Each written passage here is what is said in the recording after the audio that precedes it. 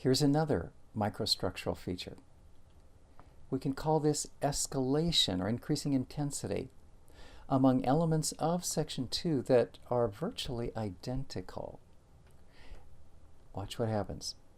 Blocks 2b and 2c are very similar, as is evident both from the recurring content, both the envelope material, the outer edges, which are routinely summons to the sage's teaching, and then the core material, points, subpoints 2, the principal teaching. The content's similar, and then the envelope structure, as we've just talked about, is similar. However, an unmistakable escalation colors each element of block 2c, that later block, when contrasted with what the sage has already presented just immediately prior in 2b. Let's look at how it escalates in intensity. Consider first then the envelope components, those outer edges. All four of them, the ones that bracket block B and the ones that bracket block C, and here we're talking about subpoint 3, subpoint 3 prime. We're not talking about C4 yet. That's verse 9. So those envelope components, all four of them are sending the message, pay attention. We call it a summons. My son, pay attention. The first pair, that is the ones in bracketing in block B, urge attentiveness to the sage's teaching, right? Verse 4, verse 5b. The second pair, now we're looking at block C, second pair of envelope pieces, the bookends, escalate, they build, they intensify over block B in this way. They focus not on the sage's words, listen to what I'm saying, but instead they target attentiveness to wisdom personified. Pay attention to her, wisdom herself, not me, but her. Can you sense how that's escalating? And here we're talking about verses 6 and 8. Do you hear that? Do not abandon her. I'm reading verse 6. So she may guard you. Love her. Verse 8. Cherish her. That's personified wisdom. I think we'd agree. We'd have to agree. That's intensification. In addition, each envelope piece within that second pair, block C, escalates the summons by adding reciprocal benefits. This incentivizes the summons to pay attention to Lady Wisdom. She's not named Lady Wisdom, but she's referred to with a feminine pronoun. So that's a kind of a veiled personification.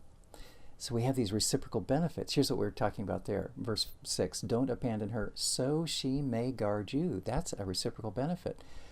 6b, love her so she may protect you. That's a reciprocal benefit. In the summons that we had earlier, verse 4, verse 5b, we didn't have that. We didn't have the sense of what are you going to get in benefit if you comply with the summons. Escalation, again, is evident when one compares the principal teachings, that's the core piece, in 2b, and then the core piece in 2c. Core piece in 2b is 5a.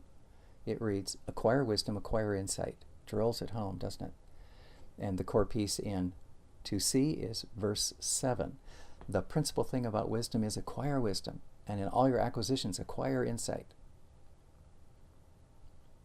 In each of those core pieces, the grandfather urges his son to acquire, that's repeated, acquire, and then wisdom and insight as the objects of acquisition are repeated. That's uniform, both in B and in C, verse 5a and 7. However, a small but vital difference distinguishes the second, that's verse 7. There, the tone in both hemistiches escalates. When compared with the tone of 5a, the qualifier, the principal thing, namely, intensifies verse 7a. In 5a, we had the first half, acquire wisdom. But look at it, notice the parallel in verse 7. Verse 7, sure, it has acquire wisdom, 7a, but it adds this piece, the principal thing about wisdom. That's the intensifying qualifier.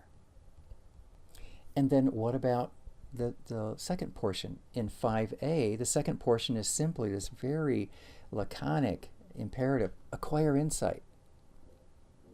The parallel piece in verse 7, part B, Yes, we have acquire insight, the last two words, but notice the qualifier.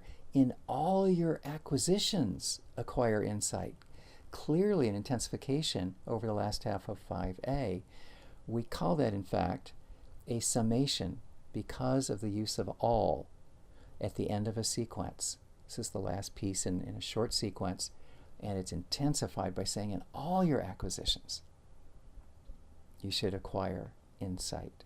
So clearly the core material occurs both in 5a and again in 7. When we hit it in 7, it is intensified. The pairs of expressions urging receptivity that we find in 6 and 8, block C, these also display intensification. And here we're just talking about the fact that as we start with 6 and then move to 8, 8 itself is more intense than 6 itself was. Why do we say this? In verse 6a, we have the expression, don't abandon, and then it moves to love. In verse 6a, we have the prohibition, do not abandon. Compare that with the next command in 6b, love.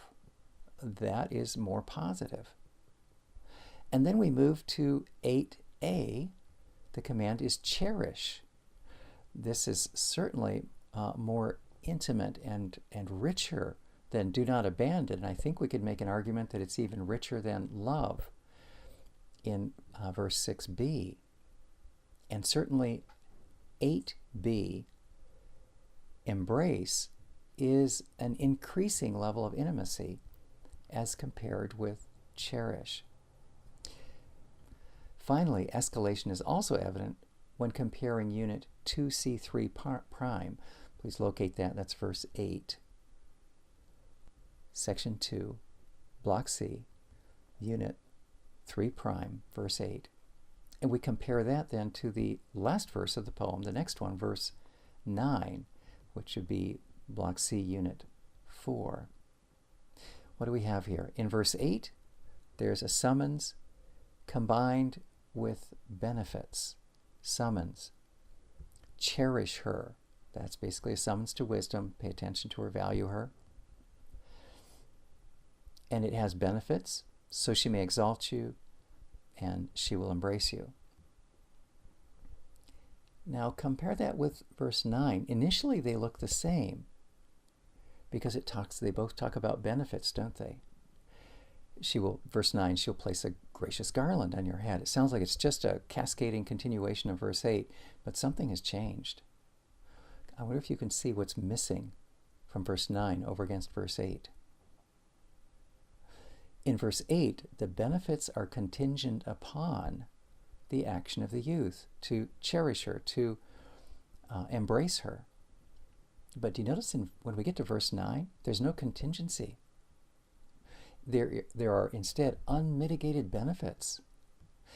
Now, clearly, if we were to ask the sage, do you think there's any cooperation, any initiative, any interest required on the part of the youth? He would say, well, of course there is. However, when he gets to verse 9, he's past that. It's as though he assumes and is persuaded that by now the youth will definitely buy into his own responsibility to cherish her and to embrace her.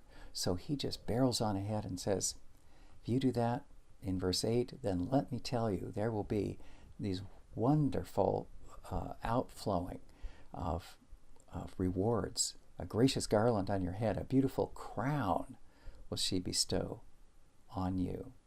So we see that the poem closes with lavish and unmitigated benefits bestowed on the wise youth. What sort of implications can we draw from this study of Proverbs chapter 4, verses 1 through 9? This poem mentions in brief the three primary themes which will be developed in later poems by the sage: reprimand, body behavior, and influential women.